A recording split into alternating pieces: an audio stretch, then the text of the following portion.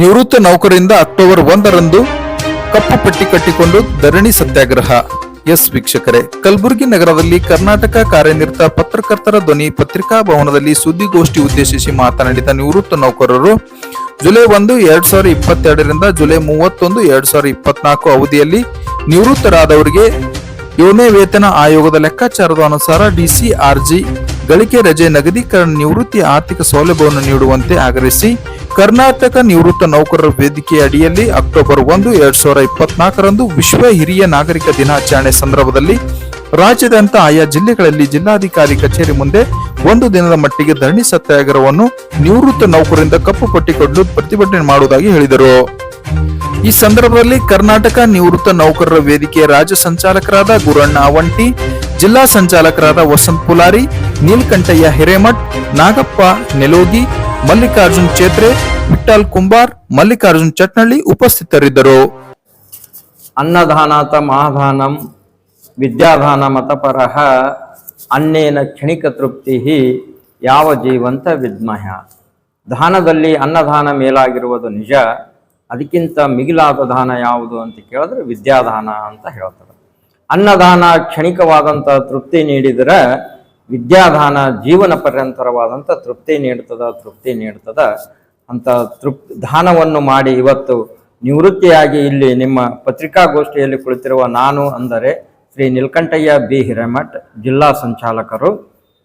ಮತ್ತು ಈ ಒಂದು ನೌಕರರ ಕರ್ನಾಟಕ ನಿವೃತ್ತ ನೌಕರರ ವೇದಿಕೆಯಲ್ಲಿ ಅಡಿಯಲ್ಲಿ ದಿನಾಂಕ 1/10/2024ರಂದು ವಿಶ್ವ ಹಿರಿಯ ನಾಗರಿಕ ದಿನಾಚರಣೆಯಂದು ನಾವೇನಪ್ಪಾ ಅಂತಂದ್ರೆ ಸುಮಾರು 1,000 ಅಥವಾ 1,200 ಜನ ಸೇರಿಕೊಂಡು ಮುಂಜಾನೆ 10 ಗಂಟೆಗೆ ನಾವು ಬಸವಣ್ಣ ಅನ್ನೋ ಮೂರ್ತಿಗೆ ಏನಪ್ಪಾ ಅಂತ ಮಾಲಾರ್ಪಣೆಯನ್ನು ಮಾಡಿ ಮತ್ತು ಅಂಬೇಡ್ಕರ್ ಮೂರ್ತಿಗೆ ಮಾಲಾರ್ಪಣೆಯನ್ನು ಮಾಡಿ ಪಾದಯಾತ್ರೆ ಮುಖಾಂತರ ಜಿಲ್ಲಾ ಅಧಿಕಾರಿಗಳ ಕಚೇರಿಯ ಮುಂದೆ ಧರಣಿ ಸತ್ಯಾಗ್ರಹವನ್ನು ಹಮ್ಮಿಕೊಂಡಿದ್ದೆವು.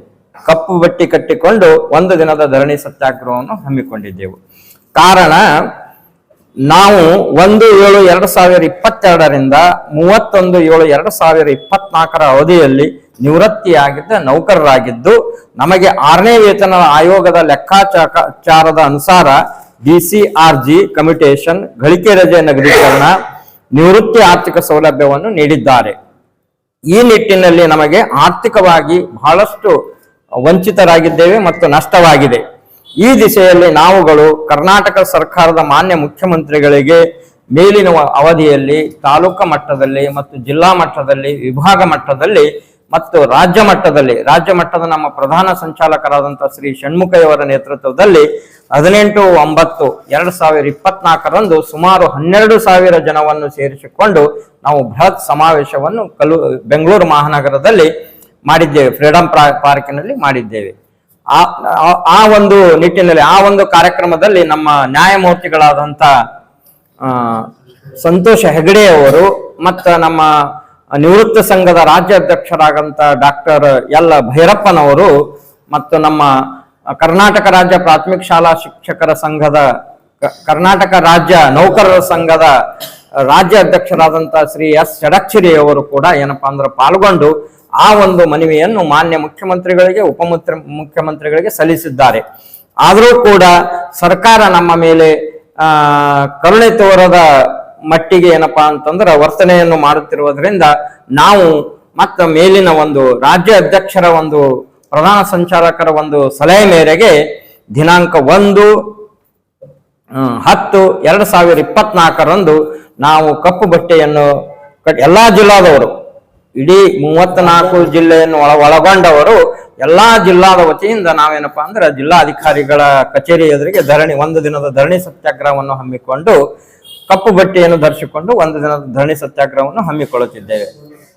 ಒಟ್ಟಾರೆ ನಾವು ಮಾಡುವ ಒಂದು ಪ್ರತಿಭಟನೆಯ ಉದ್ದೇಶ 1/7/2022ರಿಂದ ನಮ್ಮನ್ನು ಎಲ್ಲ ರಾಜ್ಯದ ಸರ್ಕಾರಿ ನೌಕರರಿಗೆ 7ನೇ ವೇತನ ಆಯೋಗ ಜಾರಿಗೆ ಮಾಡಿದೆ. ಆದರೆ 1/7/2024ರಿಂದ 31/7/2024ವರೆಗೆ ಈ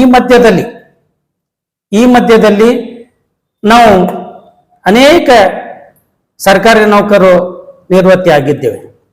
ಆದರೆ ನಮಗೆ ಆ ನಿವೃತ್ತಿ ಆದ ಸಮಯದಲ್ಲಿ ನಮಗೆ ಆರ್ಥಿಕತೆಯನ್ನು 6ನೇ ವೇತನ ಆಯೋಗದ ಪ್ರಕಾರ ಕೊಟ್ಟಿದ್ದಾರೆ. ಒಂದು ಕಡೆ ಸರ್ಕಾರ ಹೇಳುತ್ತದೆ 1/7/2022ರಿಂದ 7ನೇ ವೇತನ ಆಯೋಗ ಜಾರಿ ಮಾಡಿ ಆದೇಶಿಸಿದೆ. ಆದರೆ ಆ ಮಧ್ಯದಲ್ಲಿ ನಾವೆಲ್ಲ ಎಲ್ಲ ನೌಕರರು ನಾವೆಲ್ಲ ನಿವೃತ್ತಾಗಿ ಇವತ್ತು ಮನೆಗೆ ಹೋಗಿದ್ದೇವೆ. ಆದರೆ ನಮಗೆ 7ನೇ ವೇತನ ಆಯೋಗದಲ್ಲಿ 27.50ರಷ್ಟು ನಮಗೆ ಒಂದು ವ್ಯತ್ಯಾಸ ಕೊಟ್ಟಿದೆ.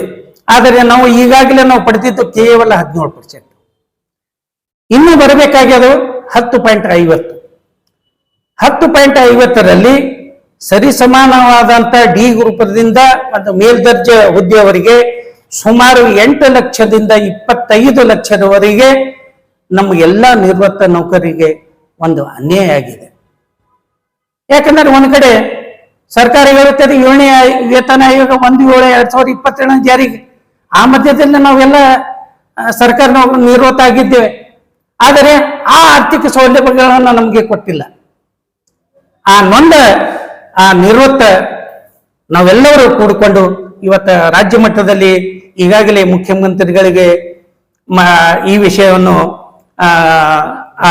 ಕೊಟ್ಟಿದ್ದಾರೆ ಮತ್ತು ಜಿಲ್ಲಾ ಹಂತದಲ್ಲಿ 2-3 ಸಭೆ ಮಾಡಿದ್ದಾರೆ.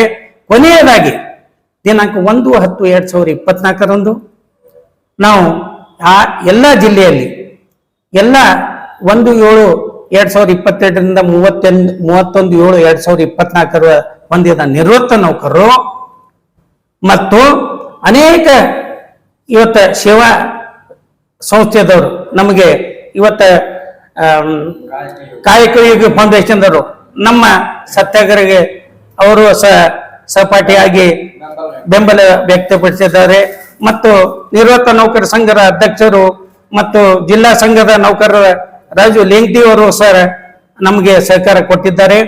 ಆ ನಿಟ್ಟಿನಲ್ಲಿ ಈ ಒಂದು 2-3 ತಿಂಗಳ ಅವಧಿಯಲ್ಲಿ ರಾಜ್ಯ ಸರ್ಕಾರ ಒಂದು ಹೇಳಿಕೆ ಮೇರೆಗೆ ನಾವೊಂದು 3 ಅಥವಾ 4 ಸಭೆಯನ್ನು ಮಾಡಿ 3 ಅಥವಾ 4 ಸಭೆಯನ್ನು ಕರೆದು ಈ ಒಂದು ನಿವೃತ್ತಿ ನೌಕರರ ಒಂದು ಮನವೊಲಿಸುವಂತ ನಿಟ್ಟಿನಿಂದ ನಾನು ಒಂದು ಸಭೆಯನ್ನು ಕರೆದಿ 100 ಜನರನ್ನು ಒಗ್ಗೂಡಿ ಮುಂದೆ ನಡೀತಕ್ಕಂಥ ರಾಜ್ಯ ಮಟ್ಟದಲ್ಲಿ ನಡೀತಕ್ಕಂಥ ಮುಂದಿನ 18/9/2024 ಒಂದು ರಾಜ್ಯ ಮಟ್ಟದ ಒಂದು ಮಹಾಬೃಹತ್ ಪ್ರತಿಭಟನೆಯಲ್ಲಿ ಕಲಬುರಗಿ ಜಿಲ್ಲೆಯಿಂದ ನಾವು ಒಂದು 50-60 ಜನವನ್ನು ಕಲಬುರಗಿ ಜಿಲ್ಲೆಯಿಂದ ಹೋಗಿ ಅಲ್ಲಿ ಒಂದು ಪ್ರತಿಭಟನೆಯಲ್ಲಿ ಕೂಡ ನಾವು ಪಾಲ್ಗೊಂಡಿದ್ದೇವೆ.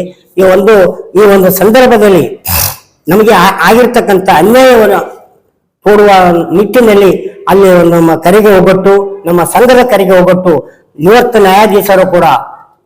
ನ್ಯಾಯಾಧೀಶರು ಕೂಡ ವೇದಿಕೆ ಮೇಲೆ ಆಸೀನರಾಗಿದ್ದರು. ಅದಲ್ಲದೆ ಕರ್ನಾಟಕ ರಾಜ್ಯ ನೌಕರ ಸಂಘದ ಅಧ್ಯಕ್ಷರಾಗಿರ್ತಕ್ಕಂಥ MP ಷಡಕ್ಷರವರು ಕೂಡ ಹಾಗೂ ನಮ್ಮ ನಿವೃತ್ತ ನೌಕರರ ಅಧ್ಯಕ್ಷರಾಗಿರ್ತಕ್ಕಂಥ ಮತ್ತು ಭೈರಪ್ಪ ಅವರು ಕೂಡ ಇಲ್ಲಿ ಭಾಗಿಗಳಾಗಿದ್ದರು.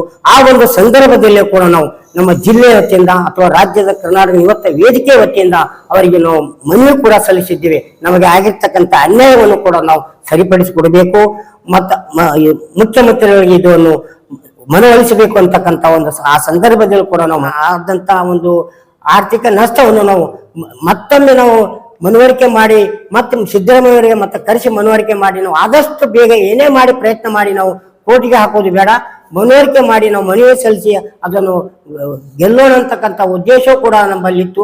ಅದೇ ರೀತಿಯಲ್ಲಿ ರಾಜ್ಯ ಸಂಘದವರ ಹೇಳಿಕೆ ಪ್ರಕಾರ ನಾವು ದಿನಾಂಕ 1/10/2024 ಕೂಡ ನಮ್ಮ ಜಿಲ್ಲೆಯಲ್ಲ ಇಡೀ ಕರ್ನಾಟಕ ರಾಜ್ಯದ ತುಂಬಿಲೆಲ್ಲ ಕೂಡ ನಾವು ವಿಶ್ವ ಹಿರಿಯ ನಾಗರಿಕರ ದಿನ ನಿಮಿತ್ತವಾಗಿಯೂ ಕೂಡ ನಾವು ಕೈಗೆ ಪಟ್ಟಿಯನ್ನು ಕಟ್ಟಿಕೊಂಡು ಪ್ರತಿಭಟನೆಯನ್ನು ಮಾಡಿ ನಾವು ಜಿಲ್ಲಾಧಿಕಾರಿ ಮುಖಾಂತರ ಮಾನ್ಯ ಮುಖ್ಯಮಂತ್ರಿಯವರಿಗೆ ಮನವಿ ಸಲ್ಲಿಸಲು ಕೂಡ ಕಾರ್ಯಕ್ರಮ ಇಟ್ಕೊಂಡಿದ್ದೇವೆ ಅಂತ ಹೇಳಿ